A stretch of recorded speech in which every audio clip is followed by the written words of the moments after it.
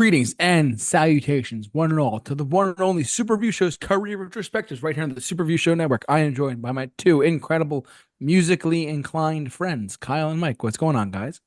What's up, guys? Yo, I kind of feel like I'm the only person that wore black. I feel like I thought that's what we were doing, guys. Darkest black. I mean, maybe the memo just didn't get out. I'm sorry. I'm Black, sitting, brown. I got some black on here. It's okay.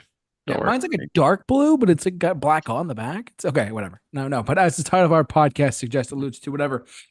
We spun the wheel 2 weeks ago. Sorry, we weren't there last week. We were tied up with some stuff on our personal lives.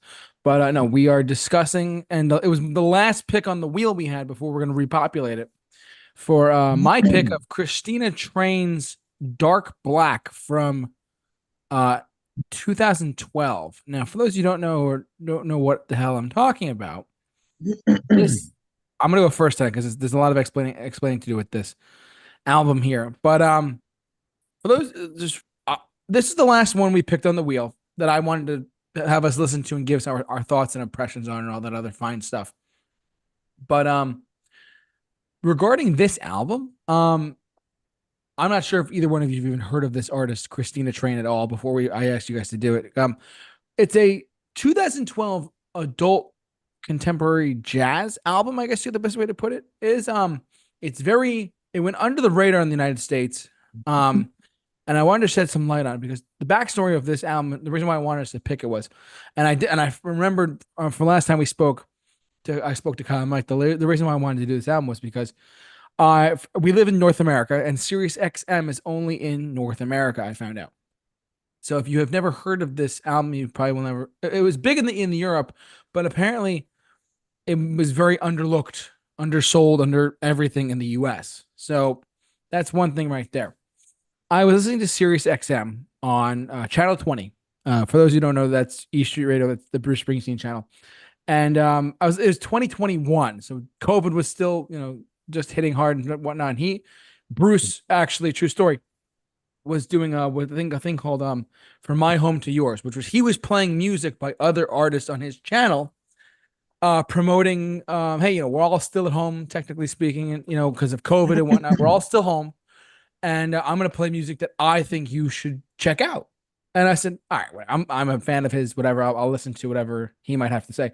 And he had an episode of on From My Home to Yours called "Working for the Weekend" or "Here for the Weekend." I forget exactly what the title was, but all of the songs had a similar theme. There was "Saturday in the Park" by Chicago. There was "Working for the Weekend" by Loverboy thrown in there. He was playing a lot of stuff like that.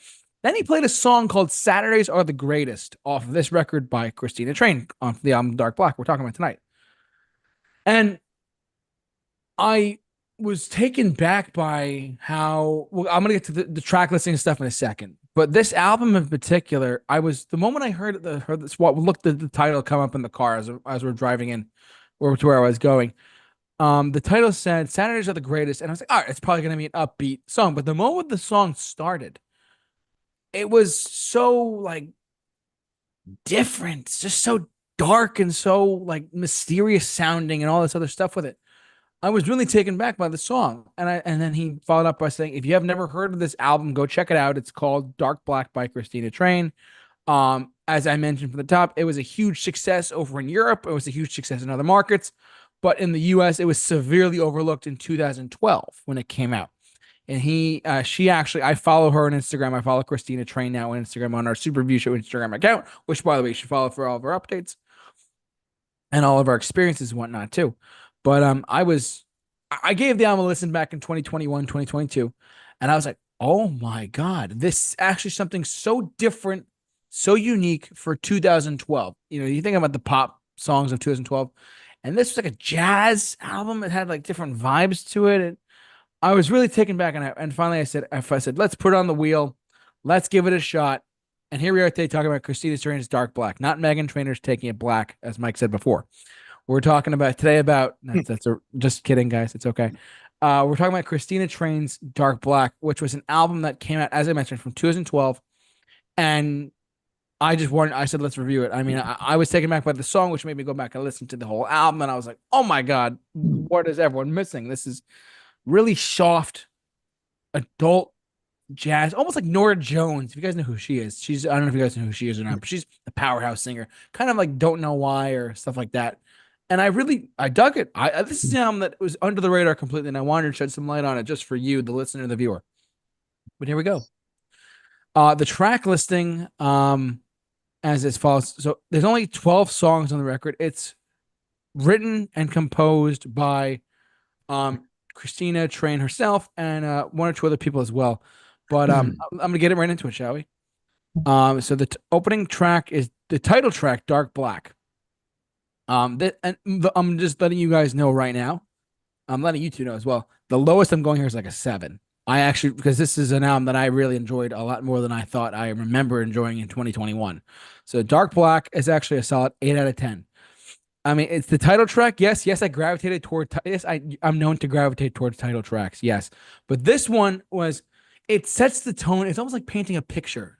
You could really just listen to the song "Dark Black," enjoy the softness of it, the enjoyment of like the. It sets the tone for the album, and I really like how it sets the mood. It's an 8 out of 10. Not perfect, but it's 8 out of 10. Dream of Me. This is another 8.5, an 8.5. Just a really just a great song about I'm not going to repeat myself too much here, but some of the titles are very up, like I Want to Live in L.A. or Saturdays Are the Greatest, but the music contradicts it, making it sound sad.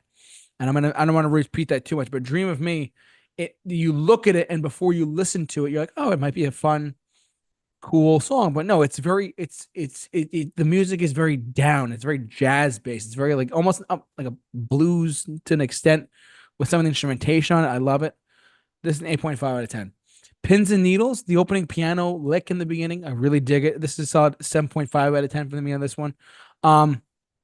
I was just listening to it on the way home before I came home tonight to refresh my memory again on it. I've been listening to it nonstop for the past week or so. It's been fantastic.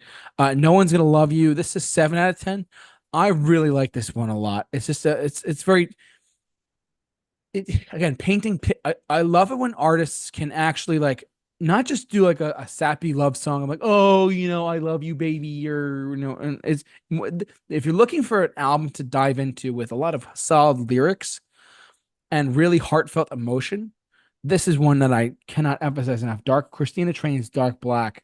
Get on it if you can. It is a really just a great album to listen to. Lyrically, and it doesn't sound like it came out in 2012. It could have come out yesterday. That's how good it was produced, in my opinion. But No One's Gonna Love You. Can't emphasize enough. 7.5 out of 10 there. Lonely Sinner, kind of a down to a 7. Nothing too bad, but it's just a sad. I don't want to say sad, but it depicts like sadness, but the music is very calm, and I like the way that the key changes. I'm repeating myself a little bit, but some of the key changes in some of the songs towards the end of each song really hit me hard, and I really like this one a lot. 7 out of 10. Here we are, finally talking about this song. Saturdays Are the Greatest, and that truly are. Saturdays are the greatest. I like how the lyrics depict at the beginning of the song. The lyrics really show how Saturdays are the greatest. They're made just for fun. Going to a park, it depicts an upbeat picture in your head. But then the end of the song hits and it's like, oh, then it comes Sunday. And it's like, it's just something is so powerful about this one song. What introduced me to this album. This is a 10 out of 10. Saturdays Are the Greatest for me. It's a 10 out of 10. I enjoyed this song so much more because it depicts like an uplifting feel, but it's a down, emotionally a sad song. Saturdays Are the Greatest. They're made just for fun, and then it goes back to and at the end of the song that goes back to Sunday, and I love it when music can diversify itself lyrically and make you think differently about certain things as well. Like, I love it when like a song like this comes out and it's a deep cut, of course. No one's ever heard of it, but it's just I can't emphasize enough. 10 out of 10 for Saturdays Are the Greatest. That's the song that got me into this album and I got hooked on it instantly. Don't Leave Me Here Alone. This is 7.5 out of 10. We go down a little bit with the step there. Still a great song nonetheless. It's funny actually when we did our song reactions on YouTube on Zoom first, and I uploaded our segments to YouTube. So check out our music reactions on our YouTube channel. This is one of the songs that I asked Kyle and Mike to listen to for our song reaction, like a live reaction, kind of like you see on YouTube, like kids react to. I had them react to "I Want to Live in L.A." This is a 9 out of 10. 9 out of 10. It's, I mean, no one really wants to live in LA. If you live in LA, great. That's good for you. It's just we're on the East Coast. We prefer our area. That's just where we are. But no, in all seriousness, though, I want to live in LA. It's towards the middle of the song, there's like a bass that kicks in. I love this track. It is such a, again, upbeat, like happy depicting title, but the music depicts like sadness almost like a sense of loss almost like, or like just an emotional, not roller coaster, but just an emotional like tear, like, oh, like it's a great song. I Want to Live in LA, 9 out of 10. Stick Together, going down to about a 7.5 with this one. I like this one a lot. It does it hold a candle to I Want to Live in LA and Saturdays Are the Greatest and Dark Black? No. Would I skip it? Maybe, depending on what mood I'm in and what day I'm in. But 7.5 out of 10 there. Lose You Tonight. This is a 7.5 out of 10 as well. Again, would I go back to it? Not all the time, but sometimes I would, depending on what mood I'm in. If I listen to the whole album, like we did for our review, I would. But would I skip this one? Probably not. Ever Loving Arms, again, 7.5. Could probably pushing a 7, going down a little bit. And then, because it's nothing really.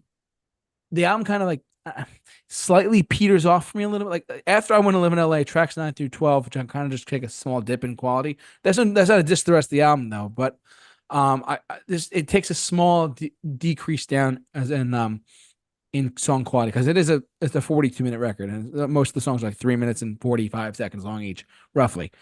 But yeah, and then January is a 7 out of 10. Really like this one though. Very good track overall. It's funny whenever I see the title January, I just think of like the cold, depressing month of January, because it's always, especially like on the northern half of the country where it's like snowy, and it's just it's getting cold and bitter. And it's, oh, is it spring yet? Anyways, this is a 7 out of 10 for this one. Nothing too crazy there, but I did like it though nonetheless. So it's very. If you go into this album with an open mindset and you're like, all right, well, let me go and like listen to Dark Black by Kristina Train. Needless to say, it has a lot of ups, but it has a lot of downs as well. But nothing too, in my eyes, in my ears, nothing too seriously down. Which is, I think this is a very underrated album, truthfully, and she is herself is underrated too. She's very underrated by my standards, at least. I had never heard of her until I was listening to Sirius XM that day, and I said, "Oh, and I heard the one song. I was like, let me just give this a shot." And I was, sure enough, I was like, "Wow, this is actually really like surprisingly great, underappreciated music by today's standard." This kind of reminds me when we did that Ches Kane album, her debut album, completely under the radar album, and I was very happy that we did that one too. But needless to say, I'm giving after literally we've done career retrospectives now for like almost 2 years. I'm giving Kristina Train's Dark Black an 8.5. Could go up to an 8.75 out of 10. For the sake of underappreciated music, for the sake of just being like a soul, heartfelt, like sad depicting, like it's just so many different adjectives and variables I could describe about this one album. And I love it. I love it. It's an 8.75 out of 10. Not quite a 9, but I love it quite a bit.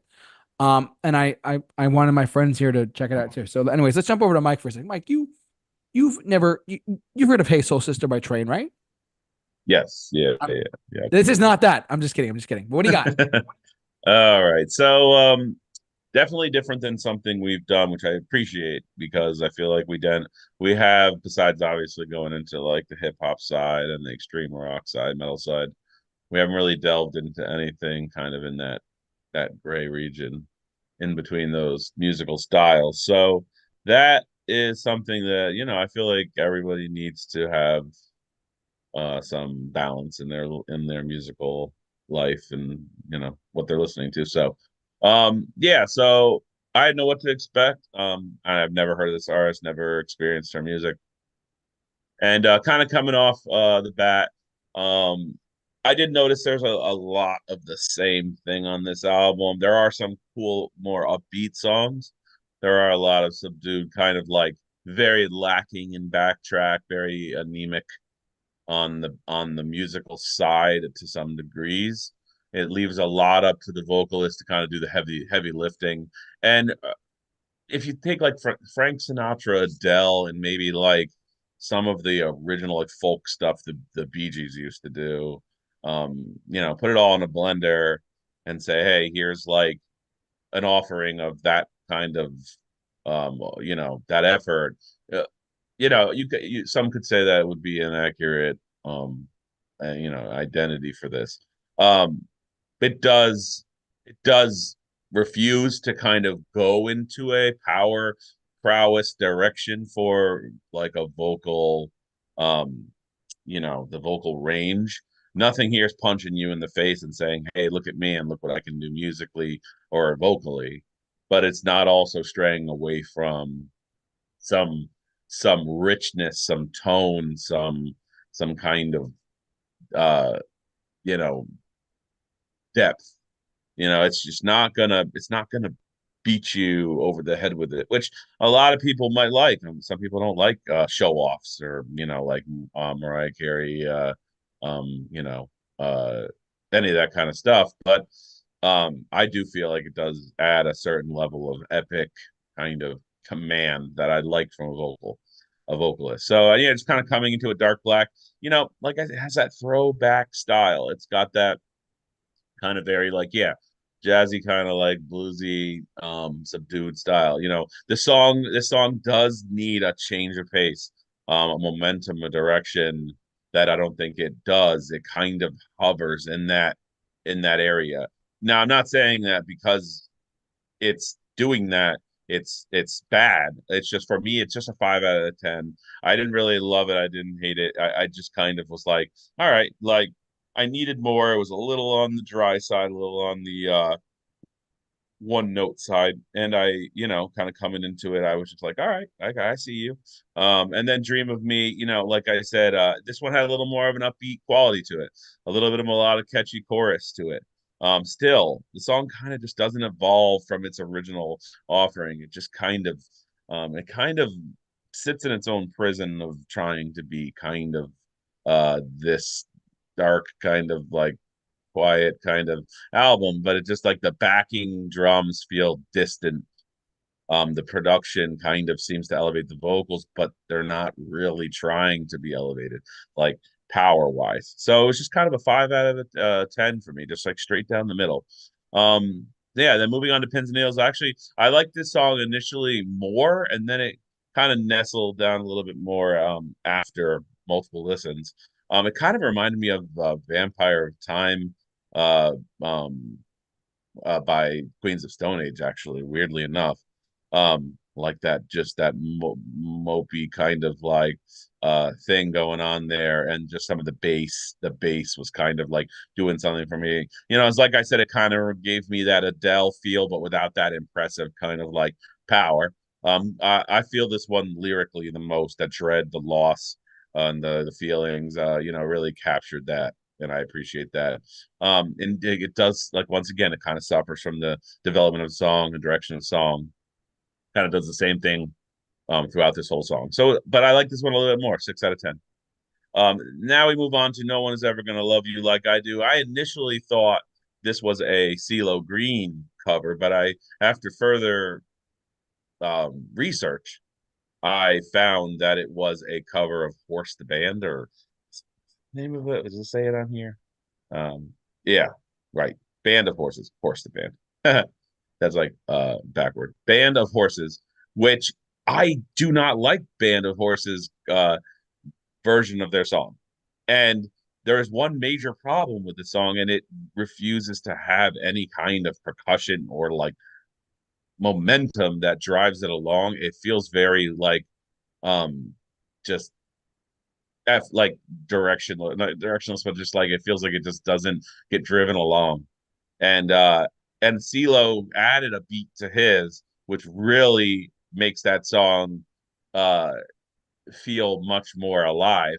The problem is that's one of my least favorite CeeLo Green songs, but he did a great job with the backing accompaniment, like the orchestrals and stuff like that. And listening to this one, it kind of suffers from the same issue that Band of Horses did.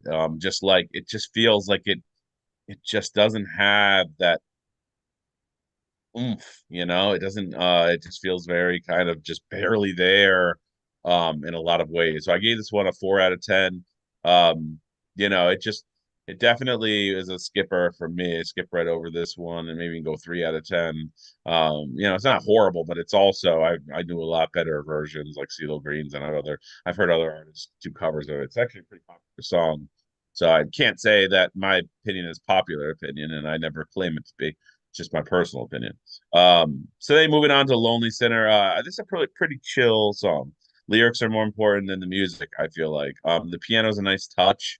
Percussion and the role the music plays in the background is very minimal. It's just a 6 out of 10. I liked it better than some of the previous songs. I like the lyrical and the melodic effort of the vocals and then we get Saturdays Are the Greatest. This was just it reminded me of Frank Sinatra, but her voice just isn't captivating enough to pull it off. I found myself bored at times, nothing much to say. Standard kind of like lullaby-esque type of track. Overall, yeah, like that once again, I wanted more prowess of her voice. I wanted more to capture the kind of emotion here. Um, I see what she's going with. I just can't say that she's able to really nail it down. And then we get to two of my favorite songs on the entire album. Don't Leave Me Here Alone and I Want to Live in LA. Those two I'm going to group together here. They're both my two favorite songs on the album. 7.5 for both. Um, this one, Don't Leave Me Here Alone, kind of reminded me of the Bee Gees, their folk stuff. I actually really like the memorability of the vocals. Actually, good songwriting here. Very interesting how the song just kind of moves from this part to this part and then back to this part and then kind of does it again. It doesn't like repeat the same thing. It's actually a well written song. I thought it was a cover of something because I was like, wow, like I actually kind of would like to hear a more like the vocally like a little more powerful kind of effort. Nice, simple, memorable, and I do like this song. I couldn't even go to 8 on this, but I went to 7.5 just because of just the initial reaction. Future reviews, like we've all talked about doing this, re-listening to an album again and seeing if the score is the same. I always have a open door for certain songs, and then I have a closed door for others. When I realize the song is just I can squeeze no more water from a stone, I'm just gonna put it at a number, and I'm gonna say that's it. But there's some songs I'd leave the door open for, and this might be one of those ones that where it's just like down the line it might find its place in a different rating. So um we should talk about that as well, doing some kind of revisit and seeing how, maybe it's like a really quick thing, just a quick check-in. And then moving on to I Want to Live in LA. Yeah, once again, 7.5, great start musically, great momentum. I like the layered keys and on this track. I didn't love the chorus as much as I wanted to. I wanted the chorus to be so much more kind of just have that spark to it. And it just kind of did its thing. And it just kind of, it kind of gave me a Red Hot Chili Peppers vibe too, weirdly enough. And I can't put my finger on what song I'm thinking of it. But overall, I like this one. These two songs, I kind of wanted more of this and less of the Saturdays Are the Greatest and the like Dark Black. Pins and Needles was kind of reminded me of this more. Like Pins and Needles was more so like what I wanted to hear, but not as able to like have finish off the deal, cap the deal. So yeah, it starts to like really pick up here and then Stick Together. This one was just plodding, drumbeat plodding. It almost felt like it was falling asleep on itself. Melodically, it's nice. It just felt so anemic, and it needed something else. It kind of reminded me of something the Beatles, weirdly enough, in this personal song. Um, you know, yeah, like it needed more. It's not a bad song. It's got a good skeleton, it just hasn't had like the meat of you know what it needs to kind of achieve a certain kind of interest and keep you interested and engaged in the song. Lose You Tonight, this was like, once again, it's just this synthetic backing beat. Just really standard by the book song that just it lost me. I gave it a 5 out of 10. And I was like, "Don't lose you tonight." Well, you're losing me. Like, pick up the pace, Like, and then we go to "Ever Loving Arms." This was actually a good song. It just, once again, I don't want to repeat myself. It just needed a little change up vocally. But 6.5 out of 10. It had some cool background effects, a cool kind of dreaminess to it. I like the lyrics overall. I was like impressed by some of the songwriting on some of these songs that I didn't expect. So yeah, and then January. This was just a predictable, simple song. It didn't do much in the memorable quality. I like the orchestrals, but they also felt like they kind of came in and disappeared, and then they kind of came in at the end, but they felt like a little bit, um, just not organic at times. They felt like they were just dialed in. 6 out of 10 for me there. So overall, for like a first album of reacting to an artist that I don't know, and also an album that can put its listener into a trance at times where it feels kind of like it's unable to really get into its groove. There are about 4 or 5 songs on this that do bring a backing beat and a kind of or percussion and pace and momentum that drive this album into an interesting area. And then there's another couple songs that do have a slow and kind of plodding nature to them without the vocal kind of interest from me that really make up for it on that other side. But like I was going to give it a 6 out of 10.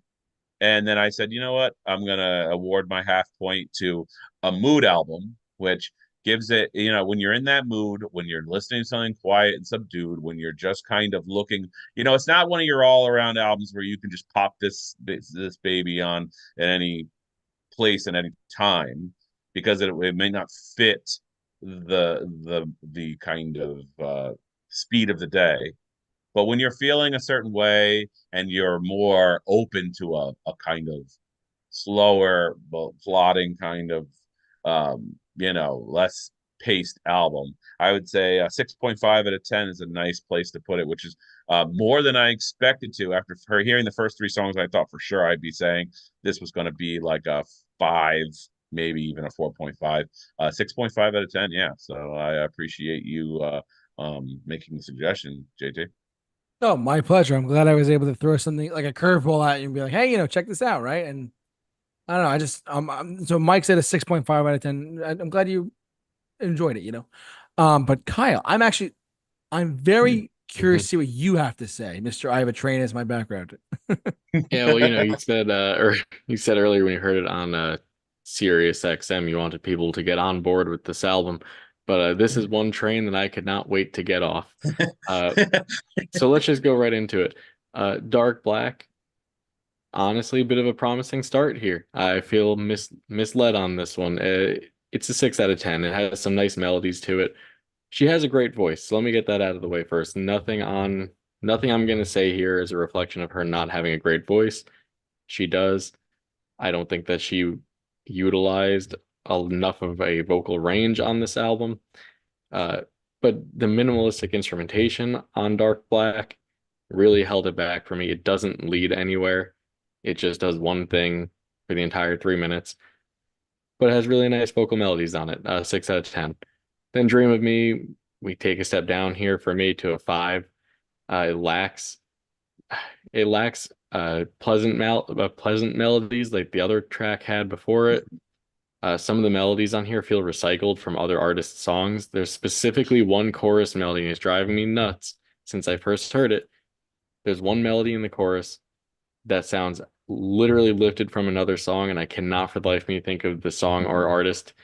And it's gonna bother me, but once I find it, I'm gonna send it to you guys. And JT, you're gonna have to edit in. You're gonna have to edit in a correction here when I find it later. You got it. No worries. And then continuing the downward slope here on Pins and Needles, this was like boring. like really boring. Nothing happens throughout this track. So many of these tracks, and Mike, I think it was Mike brought up, Sinatra and like Adele and some of those other vocalists. Do you know what they have though, other than great vocals? Backing tracks that are actually somewhat interesting or instrumentally there and go somewhere. A lot of this album does not have that. It's like, yes, I get it. There's vocals and it's lyric driven and it's like, okay, fine. But you still want something a little bit ear catching other than that at some points. I didn't get that anywhere on this album. And then we go to the only song on here I actually thoroughly liked on No One's Gonna Love You, which fitting that it's a cover, I guess. Fitting that the one song I'd go back to is the cover. This is actually nice though. It has a really, really beautifully sung melody. She does a great job on that. Again, I wish the song went more places. Having it not be her song, it's a bit harder to do that with. I do agree with Mike in terms of the CeeLo thing. He did a little bit more with the song than she did for sure. She definitely could have done a bit more, but she did a great job. I think her voice fits it. It's really good. And now we get to my What did you get that one? 7. Oh yeah, you didn't say that. Yep. And now we get down to probably the worst run of this record here. I think I mentioned it once briefly last year. Do you know what one of my least favorite genres of music is? That type of music that you hear in like a smoky, sultry, like jazz bar where it's like some fucking dude sitting there going, just whining into a microphone with a raspy voice, and it's just this over a couple piano notes. Same thing as Roger Waters' take on Dark Side of the Moon from last year. Here we go with Lonely Sinner, starting this trend of like a sultry jazz lounge vibe. I do not like it. I hate it. I don't think her voice really works for that. She on her own sounds good, but for me, it just misses the vibe completely, totally misses that mark. And the instrumentation again on it, fitting to that style of music, doesn't do anything memorable. Uh, but then she continues that. So that was a 3 for Lonely Sinner. Then she continues that onto the worst, by far, I'm sorry, JT, by far worst track of this record. Saturdays Are the Greatest. This song is the worst. It feels so slow. Like there is nothing to uplift this song at all. It's so slow. It's only a 3-minute song. I felt like I was listening to it for like 7 minutes. It's way too slow. Needed some kind of pick me up on it. That just didn't happen. So that was a 2. We do get out of that though on Don't Leave Me Here Alone. We got out of that like sultry territory back to the same old from the songs before that. It's boring to me. I didn't really enjoy it. It's a 4. And then I Want to Live in LA. I'll give it to this song. It's finally something different from the other tracks of the album. The chorus, Mike, I agree with you on that. I wish it did something more, could have been better. I found it to be a very repetitive chorus. It's fine. Reminded me of some department store background music that you would hear while walking through like Kohl's or Macy's. So it's a 5. It's not offensively bad. It's just kind of there. And then Stick Together. We're back to that dark and sultry sound on this one. And that was a bummer for me. So we're back down to a 3 here. There's a couple of nice melodies on this one, though, that could work with more things going on instrumentally or with a slightly higher tempo. This is another like painfully slow one. And then Lose You Tonight. If you couldn't tell, album fatigue has really hit me at this point. It's fine. This is a 5. Her voice is nice. The melodies are good. Same thing for the other things. Again, a bit repetitive. Ever Loving Arms, we got a 4. Same comments for the other ones. My note on this one that I even wrote down was use more piano or more instrumentation in general, please. And then January 4, I gave that January a 4, way past the point of album fatigue at this point. I did not realize that this was the album closer because I made the mistake of listening to the version on Spotify, which I guess has 2 bonus tracks to it, which I'm gonna be honest, should have replaced a couple songs on here because uh I'm Wandering, the bonus track. I don't know if you guys heard any of the bonus tracks on it. It's only 2, but there's one, I'm Wandering. It was a 5. Kind of reminded me of I Want to Live in LA, where it's like a department store background music track. But then there was a Waltz with Me Under the Sun, and she did fantastic on that vocally. And there's actually some orchestration on there that was pretty nice. That was up there with some of the best on the album, being a 6. But without those 2 tracks, I gotta be honest with you, I'm sitting at a 4 on this one. She has a good voice. I think she does have the range to go above what we heard here. I think she could do it. And two, I think it was Mike's point about like those vocalists that show off like your Mariah Careys and your Celine Dion's and things like that. I, that bothers me as well, but I think it's also criminal to have the ability to go beyond a range like this and then do like 12 to 14 tracks of the same thing. I think that I would like to hear her do something more than this. Maybe she has since then. I don't know. But so I'm sitting at a 4 on this one. This was hard for me to get through. And yeah, you could have like a kind of lazy kind of piano with like very kind of like muddled drumming, or like those drumsticks Yes. that have the one like the guy that Yeah, from the brushes. Nirvana has brushes, and the vocalist is doing some high notes and some Hmm. real, and you're hanging on that, and the backing track is like less in your face and less of a problem. But when you don't have anything to really captivate you. You're kind of looking to both of them to form a union, and when they don't, you just kind of feel like there's just that missed opportunity is happening there. So yeah, and I know I was gonna say you probably aren't a fan of Tom Waits, Kyle. If you know like raspy singers and whatnot. It's So not the raspiness that bothers me about that. It's that the whole vibe of the standing in like that smoky, dark, like dive bar jazz lounge. And you can picture it every time you hear a song like it. I just never liked it. I think it's always ruined songs that I've heard, and this was no exception. and we just trying to want to apologize to our viewers. Kyle was left as a child in a smoky, dark bar. No, How'd I'm you kidding. know? I'm kidding. I'm kidding, folks. Don't child abandonment is not something we celebrate here on the Super Review Show. And I wanted to come out and publicly deny child being left in a smoky, dark environment. So Before you cancel him. yeah, before I get canceled, I Before we just want to cancel. make sure. Um, Yeah. I just like I said, this was on the wheel. I just wanted to give it a shot. It kind of remember. I don't know if you guys know the Nora Jones album. With don't like I just don't know why on it. I don't know if you guys know that album or not, but it's kind of this is kind of reminiscent of that. I don't know the Um, album, but this goes also. I like Nora Jones. Nora mm, Jones is good. I think she does this kind of style better than this person with because of the instrumentation things I talked about. yes. I like how you just stated that. You're like, I like her. She is good. Like the way you said that was like, but Well, this she does girl is something not. very similar to what Christina Train is doing here, but I think she does it in a more memorable way because the instrumentation doesn't feel like a total afterthought. Like I feel like these tracks that it was like an afterthought. I was like, okay, we have this girl, she has these melodies and she's a good singer.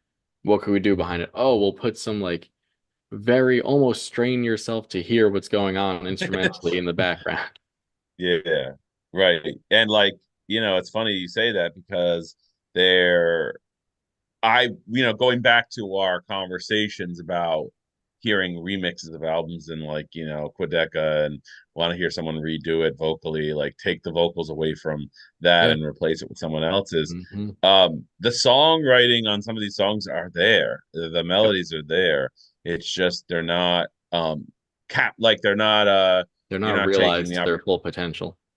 Yeah, like they're there. They're just not being. It's like a fire that no one's putting a starter flame in.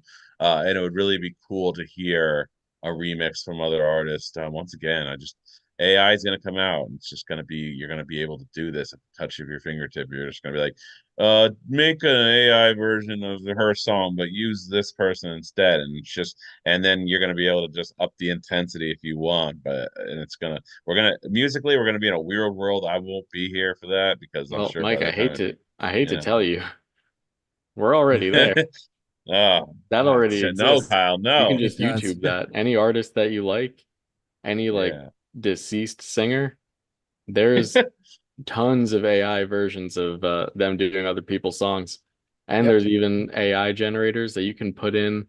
You just say, write me a pop punk song about this, and it'll generate an entire song for you with I'm gonna vocals and have to everything. It's see. insane. We have to It's crazy. mess around with these albums, man, and see what we can come up with. That'd be kind of fun. Yeah. So, but bottom line, you heard it first. Kyle is the villain tonight on this one. But I kind of Yeah, Made me expected do it. I'm it. not gonna lie. I'm not gonna lie. I kind of expected it because but I wasn't sure how you would feel. Either one of you would feel about like something this far out. You know what I mean? I just, like I said, it was. I wanted to give it a shot, and there we go. So yeah, but we got to repopulate the I'm wheel. surprised I got 6.5. That's pretty high for me. For I Yeah, when that's I way first higher than I yeah. started thought you listening, were gonna go. I thought I was gonna be at a 5. Don't hate it, don't love it, but there were like a good 4 or 5 songs where I was Yeah. like the songwriting is good. It's just it needs some help in some other areas, and there's nothing wrong with that because that means that it has potential. So She released just for a second there. She did release 2 other albums too in oh, and we 21 and lost Kyle, 22. guys. He'll be He back in a got on sec. the train and he left. So Kyle, He's got his he's dog. hey There we Jack go. the dog. He's into the review and he wanted to give how many barks? He 5 barks out of Just so we're 10. all clear, he did fall asleep to this album yesterday. So There we go. So whatever endorsement that is, good for dog care, folks. good for dog Absolutely. naps. But yeah, no, apparently, just for those of you who have any idea what she's talking about, Kristina Train has 2 more albums after this. Rayon City and Body Pressure came out in 21 and 22. So Hmm. maybe we'll have to Wow. check those out. We can review those at Yeah. 1.2. We'll see. But I mean, I haven't listened to those. I haven't like judged those yet. But she only has 4 albums out, so that's why this was the second one. So, but we'll see. Anyways, guys, that's gonna do for us. Thanks so much for watching, listening. However you enjoyed us, and hopefully, you heard 3 different like you heard 3 different opinions and thoughts of a record that was very unique on its own. But ultimately, it's what you have to say out there. Please jump down to the comment section below. We'd love to hear what you guys have to say about this album. Kyle, Q&A podcast is chugging along or no? Yes. No, I wish. No. I wish. There's a train joke right there. Chugging along. Anyways. I digress. And we should talk about Train more often. We might have to review Train's new album. No, I'm just kidding. Do they have a new album? I have to check. I'll figure it out. God. No, but anyways, I digress. Thanks so much for watching, listening. However you enjoyed us tonight. Yeah, unique album from to say the least. Yeah, but thanks for tuning in, guys. For all of us here at the Supervision's Career Retrospectives, don't forget to follow us on our social media page as well. And Mike, you're gonna say something? I'm sorry.